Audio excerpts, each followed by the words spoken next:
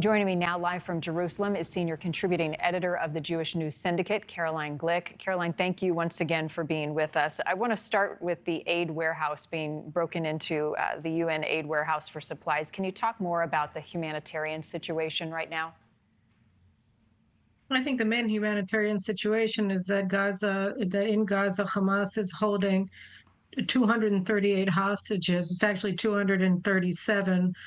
Israel was able to rescue one last night, and one we found her skull, so that we know that she's dead.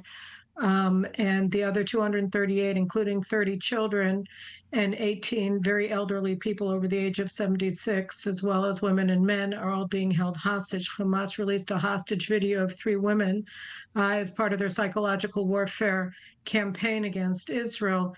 Today, all of these women have spouses and children that are also with them in captivity. So this is illegal. This is an atrocity. This is a crime against humanity. And Hamas also said, their leader, that the job of the people, the civilians in Gaza, not just the hostages, is to die in order to cause the defeat of Israel. They use the civilians of Gaza as human shields that they hide behind, and they want maximum civilian casualties so that they can accuse Israel of the war crimes that they're perpetrating, not only against Israel, but against their own people. So the crime that we're seeing now, the suffering of the Palestinians in Gaza, is responsibility of Hamas, not of anybody else. They are solely responsible for the suffering going on in Gaza and, of course, in Israel today, because they're the author of it all. There are concerns a ground invasion will make it more difficult to get the hostages out. What is the IDF saying about that? And actually, the ground invasion is going to facilitate the rescue of the hostages. I think if you look at the hostage video that they released today, you can understand that what they're demanding, what the hostages said, was scripted. Obviously, Hamas had the woman speaking say precisely what her name is, Danielle Aloni, and they're holding her and her small daughter. She's a single mom. And they had her say that Israel must stop its ground invasion and let out all of the terrorists in Israel's prisons. And I think that, and everybody has to watch the video. So I think that just from her statement, it's clear that Hamas wants the ground invasion to end, and that Israel mustn't release any of the terrorists that we're holding in our jails. I think that we have to understand that everything that they're demanding through the hostages is exactly what Israel mustn't do. And everything that they say we must do is the opposite of what we must do in order to rescue our people that are being held captive by these murderers. A few moments ago, I spoke with a man back here in the States whose daughter, her husband, and their 5 kids, she's an American citizen, the kids are American citizens, are in the southern part of Gaza, and they cannot get out. Can you share anything about efforts to help Americans and others of different nationalities out of the Rafah border crossing?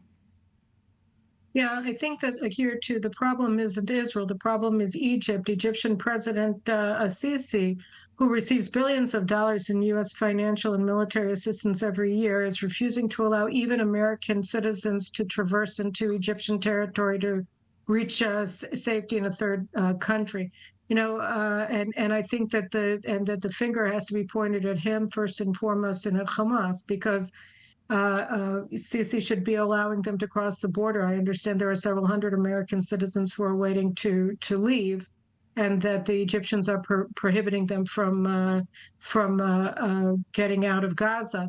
And the other thing that we have to realize, of course, is that Sisi is also blocking the humanitarian effort to protect the civilians in Gaza from the ravages of war, because obviously, just as in Ukraine, you've had over 1 million Ukrainians leave Ukraine for the war and with the intent of going home when it's over.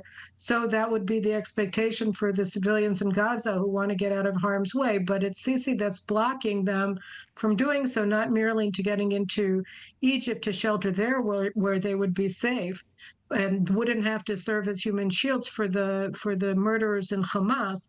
But that they don't have to be in Egypt. They can go to a third country like Turkey or Qatar, both of which support Hamas and their efforts to annihilate Israel. So it seems like they should be willing to take civilians, and during the course of the war, to get them out of harm's way if they care so deeply about the plight of the Gazans. Finally, Caroline, There is such angst and fear among Israelis. The fact that Hamas was able to penetrate into Israel and carry out the attack on October the 7th. I spoke with a woman whose kibbutz was raided. She stayed in her safe room for 11 hours. She was able to survive that attack.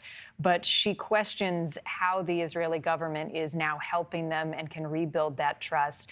What more can you talk about the government, the work, and the discussions happening within the Knesset right now to rebuild that trust and make sure that Israelis like that woman feel safe to go home? Well, look, I understand her. You know, our community south of Jerusalem as well. I mean, the entrances to our community have been sandbagged, and we have soldiers outside patrolling all around, and with firing stations at the entrances and at the sides of our community. We've been carrying our weapons continuously since October 7th. We just had another missile attack today, and we all understand Israel's at war. Obviously, the way that the residents of the communities that were overrun and subjected to slaughter in the south can be rebuilt is by winning this war and annihilating Hamas as a military organization and as a regime, and denying the Palestinians of Gaza any chance of ever rebuilding their military strength or their regime strength in a way that in any way, shape, or form endangers any Israeli at all, anywhere he or she happens to be. Caroline Glick. So our future will be built through victory and through nothing else. Thank you, Caroline, for your time. I appreciate seeing you again. Thank you very much for having me on your program. Still ahead.